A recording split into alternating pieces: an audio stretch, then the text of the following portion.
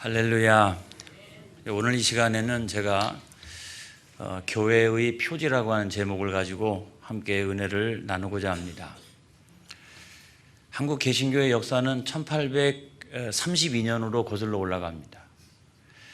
그때 독일이며 루터교 목사였던 귀출라프가 중국 선교를 향해서 왔다가 조선이라고 하는 나라의 이야기를 듣게 됩니다.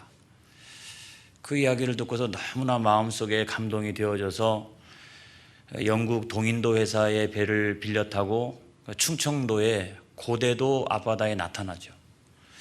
거기서 한 25일 동안 머물면서 그 지방관하고 한문으로 이렇게 서로 다 국제 언어를 모르니까 한문으로 서로 필담을 나누기도 하고, 또 그 섬에 살고 있는 사람들한테 유럽 감자를 재배하는 방법을 알려주고, 또 포도를 재배하는 방법을 알려주고, 그리고 이제 자기네 나라로 갔어요.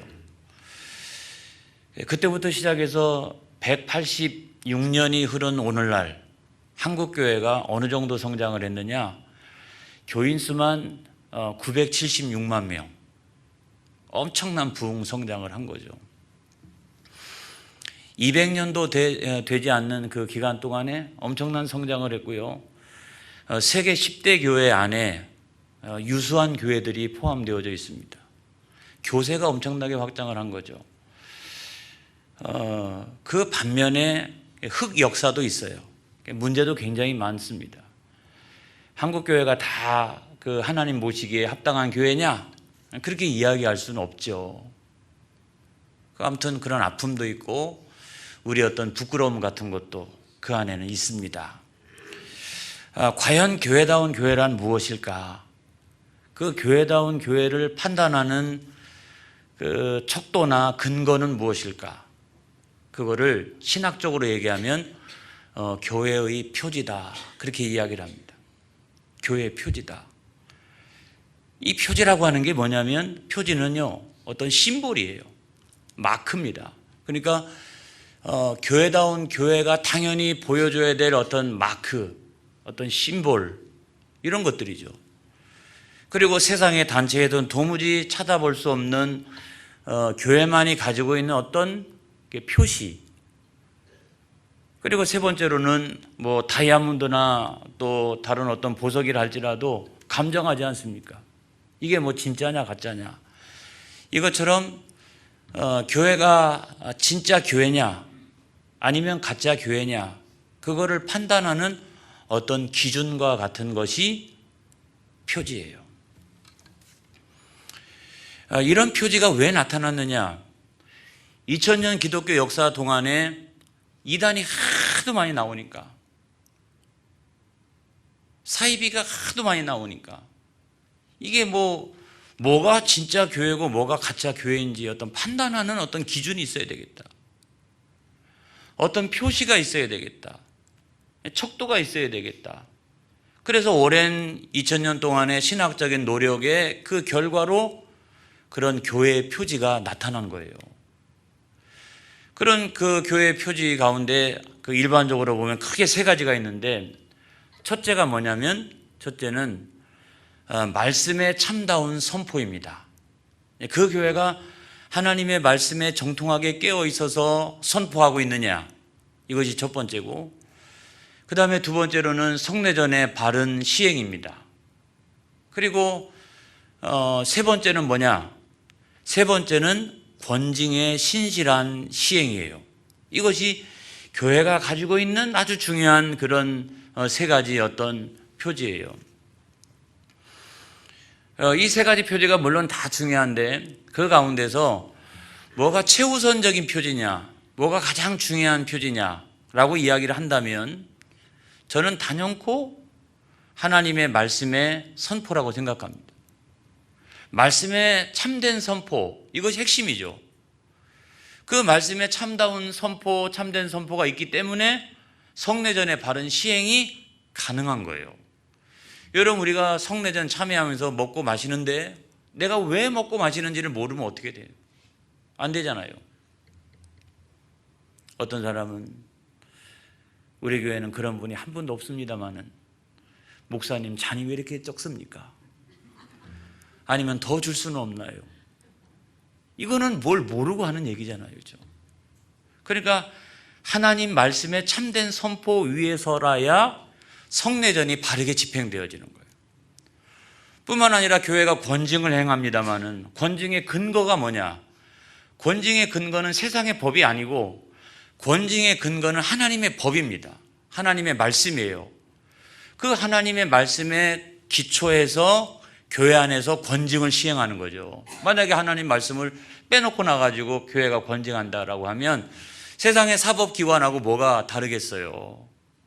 그런 것이 근본적인 차이가 있는데, 여러분 이 가운데서 뭐가 가장 최우선적인 표지냐라고 이야기할 때, 저는 개신교 목사이기 때문에 그렇게 이야기하는 게 아니고, 우리 개신교에서는 가장 최우선적인 표지가 말씀의 참된 선포입니다. 그런데 카톨릭에서는 최우선적인 표지가 뭐냐면 성례전의 바른 시행이죠. 이게 이제 가장 중요하게 생각을 하는데, 제가 생각을 해볼 때 이 두 가지 가운데 뭐가 맞는 거냐? 저는요, 하나님의 말씀만이 우리 신앙생활의 가장 온전한 표준이라고 믿습니다. 할렐루야. 하나님의 말씀만이 그만큼 중요한 거예요. 그것보다 더 귀한 표준은 이 세상에 존재하지 않는다, 이런 말씀이고, 우리가 이래서 첫 번째 표제인 말씀의 참된 선포, 이거에 대해서 우리가 살펴보면, 자, 말씀의 참된 선포는 무엇이 하나님의 말씀을 참되게 선포하는 거냐라고 할 때 그 근거가 되는 것은 성경입니다, 여러분. 성경이에요. 그래서 계시된 말씀 또는 기록된 말씀, 기록된 계시, 그 성경이 가장 중요한 근거예요. 만약에 어떤 사람이 목사님 꿈을 꿨어요. 그런데 하나님의 뜻이 이런 것 같아요. 목사님 제가 환상을 봤어요, 기도하다가. 근데 하나님 뜻은 이런 것 같아요.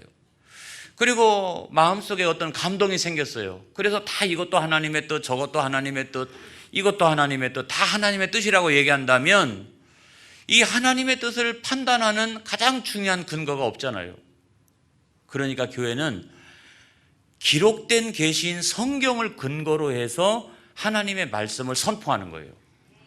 교회가 하나님 말씀을 떠나서 어떤 사람이 꿈 얘기, 아니면 환상적인 이야기, 아니면 어떤 사람이 감동받은 이야기, 이런 것들을 갖다 놓고 다 하나님 말씀이라고 선포하면 큰일 납니다, 여러분. 그래서 기록된 계시인 성경만이 교회가 선포하는 하나님 말씀의 유일한 근거라는 거예요. 할렐루야. 그 다음에 우리가 두 번째로 생각을 할 수 있는 것은 뭐냐면, 그러기 때문에 그 성경을 정확하게 해석할 수 있는 정통적이고 전문적인 설교자들이 필요합니다, 여러분. 제가 분명히 말씀을 드립니다만은 정통적이고, 그렇죠, 정통적이어야 된다는, 2000년 교회사를 꿰뚫고 있는 그런 정통적이고, 또 그것을 본문에 대한 이해를 정확하게 할 수 있는 그와 같은 전문가적인 설교자들이 있어야 된다는 말이에요. 그래서 어떤 본문은 우리가 볼 때에 그거를 문자를 그대로 해석하는 것이 맞는 본문도 있고, 또 어떤 본문은 그 위에 있는 그 문장과 밑에 있는 문장을 다 살펴야지만 그 뜻을 정확하게 드러낼 수 있는 그런 성경 본문도 있고, 어떤 본문은 그 위에를 살펴봐도 이해가 안 되고 밑에를 살펴봐도 이해가 안 되는 그런 본문도 있다면, 그런 거는 성경을 전체적으로 통전적으로 위해서 그것이 어떤 말씀인지를 우리가 파악해내고 판단하는 그런 해석적인 노력이 우리 가운데 필요한 거예요.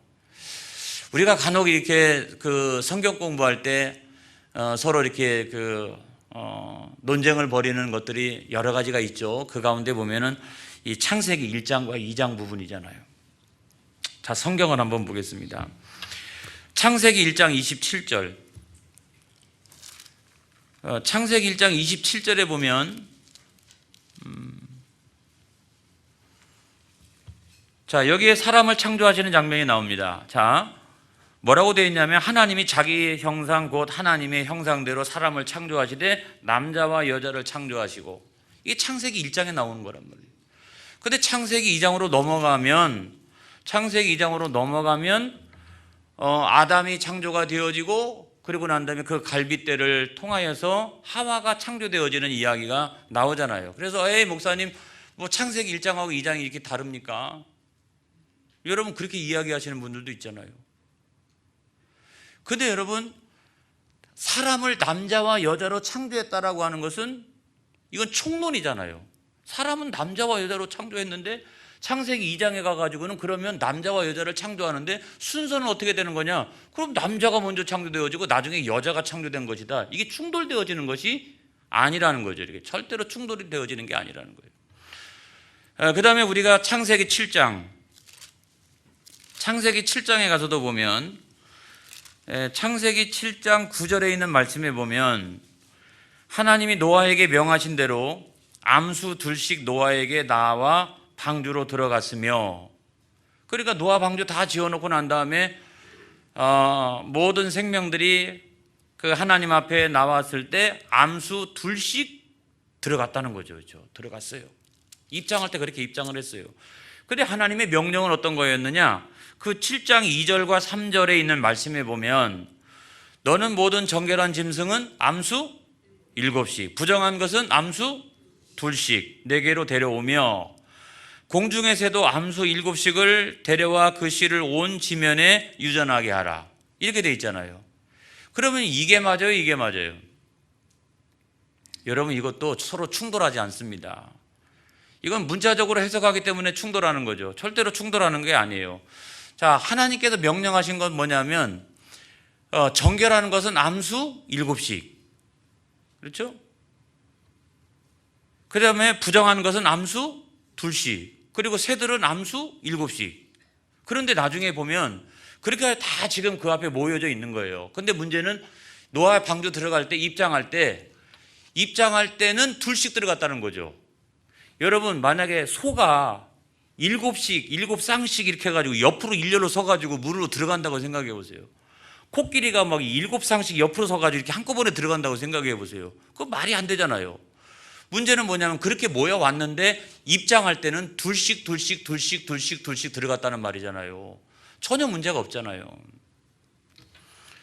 그 다음에 우리가 여러분 그 복음서를 보게 되면 복음서에 공간복음이 있습니다. 자, 마가복음을 중심으로 해가지고 마태복음, 마가복음, 누가복음은 마가복음과 함께 공통된 관점으로 쓰여진 것이다 라고 해서 공간복음이다 이렇게 말합니다.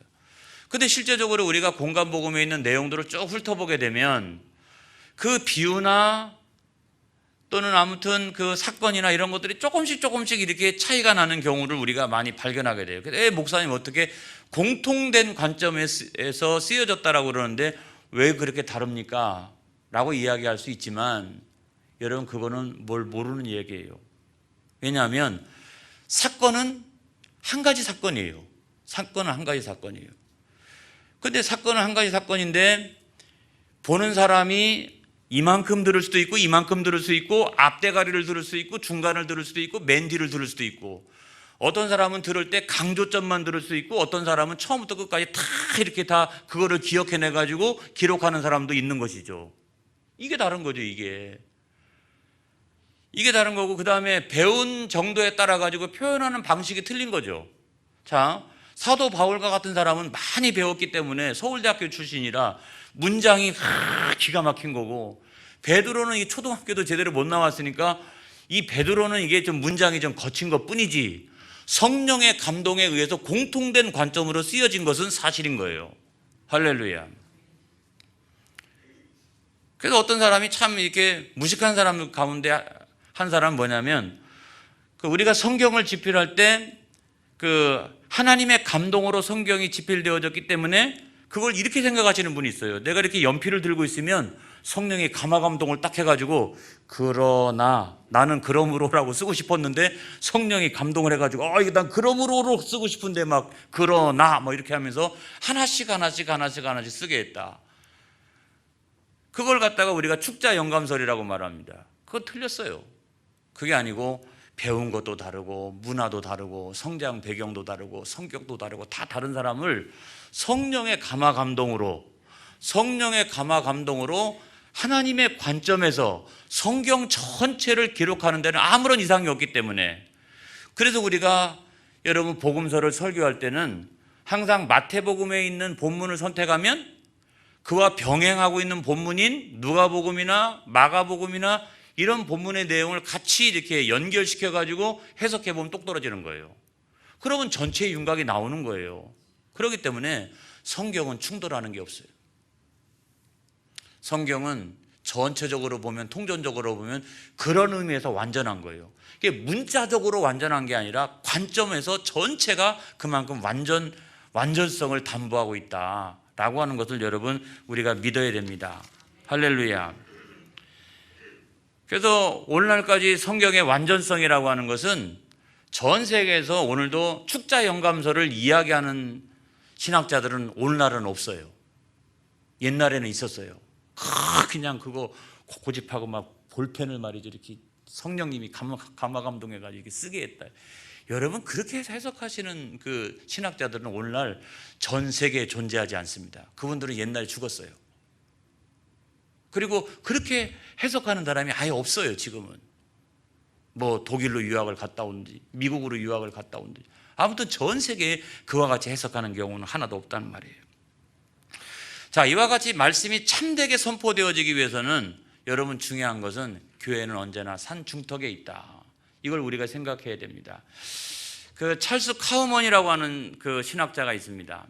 이 사람이 인도에 갔을 때 어느 날 한밤중에 이렇게 잠을 자고 있는데 이렇게 밑에서 어떤 사람이 소리를 막 질러요. 이렇게. 그랬더니 산 중턱에서 어떤 사람이 소리를 또 막 질러요. 그랬더니 맨 위에 있는 사람이 또 소리를 지르는 거예요. 봤더니 밑에 있는 사람이 소리를 지르면 중간에 있는 사람이 그 소리를 듣고 맨 위에 있는 사람한테 알려주고, 맨 위에 있는 사람이 답변하면 그걸 중간에 있는 사람이 또 듣고 그거를 맨 밑에 있는 사람한테 알려주고. 이것을 딱 보는 순간에 교회란 무엇인가? 교회란 산 중턱에 있는 사람과 같다. 하나님의 복음의 기쁜 소식을 저 산 밑에 있는 수많은 사람들에게 그대로 이렇게 전달해주는 역할을 하는 것이 바로 교회다. 그래서 교회란 산 중턱에 있는 사람이다. 그렇게 여러분 이야기를 했어요. 오늘날 여러분 하나님께서 복음의 기쁜 소식으로 우리에게 말씀하실 때 우리가 그걸 슬픈 소식으로 바꿔서 전하면 되겠어요? 안 되잖아요. 그래서 교회는 하나님의 말씀을 그대로, 그 복음의 기쁜 소식을 그대로 모든 사람들 속에 들어가서 그 사람의 인생을 치유하고 변화시킬 수 있도록 그렇게 전해야 될 줄로 믿습니다.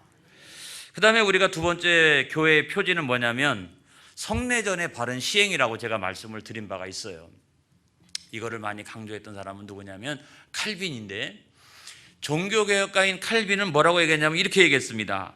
성례전에 대해서 어디든지 우리가 하나님의 말씀이 진실이 전파되고 청취됨을 보며 성례가 예수 그리스도의 규정대로 바르게 시행됨을 보는 곳에는 하나님이 계신 교회가 존재한다는 것을 의심할 수 없다. 이건 분명히 하나님의 교회라고 하는 것은 말씀이 참되게 선포가 되어지고 성례전이 바르게 시행되는 것만 딱 보면 우리는 알 수 있다는 거죠. 야, 저 교회는 진짜 교회구나 라고 하는 걸 여러분 알 수가 있어요. 오늘날 우리가 이단을 분별하는 중요한 것 한 가지, 제가 지난번에 말씀드렸죠. 사도신경이 없다.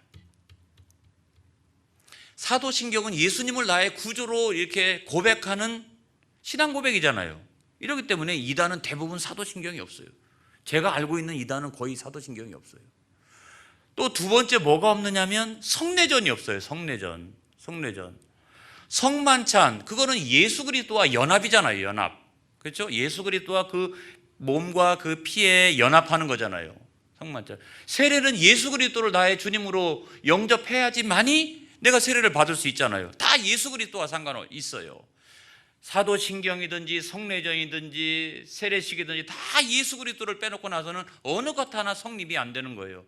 그렇기 때문에 이단은 이건 다 빼놓는 거예요. 그리고 막 성경의 해석을 갖고 그것이 맞느니 틀리니 그러는데, 어느 교회 가가지고 가만히 있는데 1년 12달 가만히 보니까 사도신경을 한 번도 외는 적이 없고, 그 교회가 성례전을 진행하지도 않고 성만찬을 거행하지도 않고 세례를 베풀지도 않고 그렇다라고 하면 빨리 나와야 돼요. 여러분, 거기는 분명히 이상한 거예요. 만약에 정통적인 교회라 할지라도 그 목사님의 신학이 잘못되어 있는 거예요. 뭔가 문제가 있는 거예요, 여러분. 그걸 우리가 생각을 해야 되고, 성례는 크게 보면 두 가지가 있잖아요. 하나는 뭡니까? 거룩한 예식인데 세례가 있잖아요. 근데 세례는 예수님을 안 믿으면 안 돼요. 성만찬도 마찬가지죠. 그래서 성만찬할 때 세례 받지 않는 사람은 성만찬에 참여하지 못하게 하는 이유가 뭐냐면 교인이 아니면 안 되는 거예요. 예수 그리스도와 연합이 안 된 사람은 성만찬에 참여하는 것이 의미가 없어요. 의미가 없어요. 예수님을 나의 구주로 모시지 않는 사람이 성만찬에 참여하는 건 아무런 의미가 없어요. 그거는 그냥 먹고 마시는 거예요. 그렇기 때문에 여러분, 교회 외에는 성례전을 진행하지 않는다. 만약에 어떤 회사에서 사장님이 어느 날 보니까 날씨 좋은데 침례 교인들이 쭉 나와가지고 강가에 나와가지고 하얀 옷을 입고 물속에 펑 들어갔다가 세례도 받고 그 세례 받고 나와서 그 다음에 뭐 성만찬에 탁 참여하는데 보기가 너무 좋아. 그래서 우리 회사도 해야 되겠다. 그래가지고 어느 날 야유회를 가가지고 전체 모여. 그래가지고 흰 옷 입고 물속에 들어갔다 나와. 그리고 난 다음에 내가 세례를 베풀고 그리고 난 다음에 성만찬을 진행하고 먹고 마시고. 여러분, 그런 회사가 어디 있어요? 2000년 동안 큰 어떤 모략이 있어서도 교회가 끝끝내 포기하지 않았던 것은 뭐냐고 하면 성만찬의 거행이었습니다. 또 세례의 베품이었습니다. 이 성례전이었어요. 그래서 그 성례전을 우리가 딱 볼 때 우리는 그 교회가 참된 교회냐 아니냐라고 하는 것을 알게 되는 굉장히 중요한 표식이라는 거예요. 할렐루야.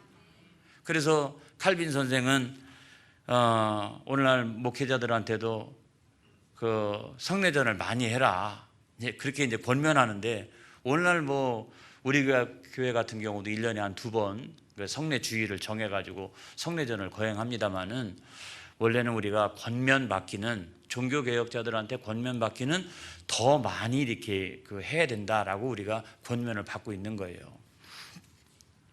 그 다음에 우리가 마지막으로 보면 교회의 표지 가운데 세 번째는 뭐냐면 권징의 신실한 시행이다. 여러분, 권징이라는 게 뭘까요? 저는 오늘 성경 말씀이 권징을 잘 이렇게 설명해 주고 있는 거라고 생각합니다. 자, 권징이란 뭐냐? 권징이라고 하는 것은 교회의 영적인 순결성을 보호하기 위하여 범죄한 자들을 책벌하는 것인데, 문제는 교회 안에는 그냥 세상에서는 범죄하면 즉시로 체포에다가 갖다가 땅땅땅 해가지고 감옥에다 집어넣지만은, 교회는 뭐가 다르냐? 교회가 뭐가 다르냐? 교회는 회개를 촉구합니다. 그렇죠. 회개를 촉구하는 거예요. 회개를 촉구했는데도 불구하고 말을 듣지 않을 경우에는 교회의 치리를 통해 가지고 치리를 하고, 그 다음에 뭐처럼 여기라? 이방인과 세례와 같이 여기라 라고 성경이 말씀을 하고 있다는 거죠. 그런데 여러분, 그런 교회의 그런 권징의 절차, 그런 게 영향이 세상의 사회법으로 다 넘어가서요, 요즘에는 민사나 형사에도 마찬가지입니다. 조정 다 있습니다. 조정. 그냥 무조건 땅땅땅 안 해요. 요즘은 조정이라고 하는 단계를 거치고, 형사도 마찬가지입니다. 경찰 단계도 이미 화해를 요구합니다. 이게 화해를.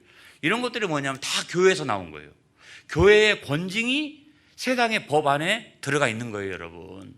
그러니까 서양의 법이라고 하는 게 사실 따지고 올라가 보면 다 성경을 통해 가지고 나온 거 아니겠어요? 그 성경에 그와 같은 권징의 절차가 세상 법 안에 다 들어가 있는 건데, 하면 목사님 뭐 세상에도 권징이 있고 교회의 권징이 뭐 그렇게 다릅니까? 교회의 권징을 교회의 유일한 표징이라고 여기는 이유가 뭡니까? 뭐가 다른가요? 다 똑같이 있는데, 거기도 화해도 있고 조정도 있고 다 있는데. 그런데 여러분, 근본적으로 차이가 있는 게 있다. 그건 어떤 거냐면, 제3의 표지는 제1의 표지와 제2의 표지와 연관되어 있다. 제1의 표지는 뭡니까? 말씀에 참된 선포잖아요. 2의 표지는 뭡니까? 2의 표지는 성례전의 시행이잖아요. 그렇죠? 이 두 가지가 있어요. 자, 말씀의 선포는 제가 지금 말씀을 선포하고 있는데 눈에 안 보이잖아요. 그렇죠? 눈에 보이지 않는 말씀의 선포는 설교고, 그 다음에 또 다른 하나, 성례전은 뭐냐면 이거는 눈에 보이는 말씀의 선포인 거예요. 그래서 교회 안에서 제일로 무거운 죄가 뭐냐? 교회 안에서 가장 무거운 죄가 뭐냐? 그거는 제3의 표지가 존재하는 이유를 알게 하는 거예요. 제1의 표지와 제1의 표지를 어기는 것, 이거를 교회 안에서 가장 무거운 죄로 다스리는 겁니다. 다시 말하면 말씀의 선포를 방해하는 것, 이거. 더 나가서 보면 예배를 방해하는 것, 이거는 출교 면직이에요. 그냥 볼 것도 없어요. 왜냐하면 이거는 그 제3의 표지가 존재하는, 제3의 표지가 존재하는 가장 중요한 이유가, 이런 걸 가지고 세상의 사회법정에 땅땅땅 하는 건 없잖아요. 근데 교회만이 하는 거예요. 교회만이. 왜? 영적인 순결성을 담보하기 위하여. 그 다음에 두 번째로 보면, 두 번째로 권징이라고 하는 건 어디에 있느냐? 여러분 그 교회도 헌법책이 있습니다. 헌법책이 있는데 거기 보면 맨 앞에가 뭐가 있냐면 교회의 신조, 이런 게 있어요. 교회의 신조. 다시 말하면 우리가 기독교 신앙의 일반적인 교리가 그 안에 다 있다는 거예요. 근데 어떤 사람이 이런 교회가 가지고 있는 기본적인 신조대로 안 믿고 이단 사상을 믿고 있다. 그럼 잘했네, 뭐 이렇게. 그럼 안 되잖아요. 회개를 촉구하다가 나중에 안 되면, 신앙이 다르면 정리해야 되는 거죠. 안 그래요? 이단 사상을 가지고 들으면 안 되잖아요. 그래서 교회는 우리가 믿어야 될 기본적인 신조가 딱 들어와 있는 거예요, 여러분. 그 다음에 두 번째로 보면 헌법이 있습니다. 그 헌법은 어떤 거냐면 목사는 이런 역할, 장로는 이런 역할, 그 다음에 원로 장로가 되는 데는 이렇게 되고 부목사는 이렇게 쫙 이렇게 있잖아요. 근데 내 마음대로 참칭할 수 있는 게 아니에요. 내 마음대로 할 수 있는 게 아니에요. 그런 절차나 과정이 다 헌법 안에 다 들어가 있는데, 그래서 어떤 사람이 만약에 나는 오늘부터 목사할래, 오늘부터 그냥 목사할래, 그냥, 그러면 안 되는 거잖아요. 그리고 목사의 역할을 아무거나 할 수 있는 것도 아닌 거예요. 이게 다 정해진 게 있단 말이죠. 그래서 만약에 그와 같은 것을 참칭한다 그러면 어떻게 해야 돼요? 회개를 촉구하다가 안 되면 정리해야 되는 거죠. 또 세 번째가 있는데 뭐냐면 예배 모범이 있습니다. 헌법 안에 다 있어요. 그 예배 모범이라고 하는 게 있는데, 어떤 사람이 자기네 교회에 가가지고 본교에서 예배를 잘 드렸어요. 주일날 예배를. 그리고 딱 나가가지고 몇몇 사람을 모아가지고 자기네 집에 가가지고 별도로 비디오 보면서 예배를 드리자. 그리고 아까 드렸던 예배는 가짜 예배고 오늘 우리가 비디오 보면서 보는 예배가 진짜 예배다 라고 하면 교회가 잘했다, 아이고 잘했다라고 여러분 하겠어요? 예배에 모범이 있는 겁니다. 어떤 사람이 목사님 저도 예배 드리고 왔어요. 아니 어떻게 예배를 드렸나요? 푹 자고 왔어요. 푹 자고 왔어요. 어느 교회 갔더니 잘해요. 그래가지고 아주 푹 자다가 왔어요.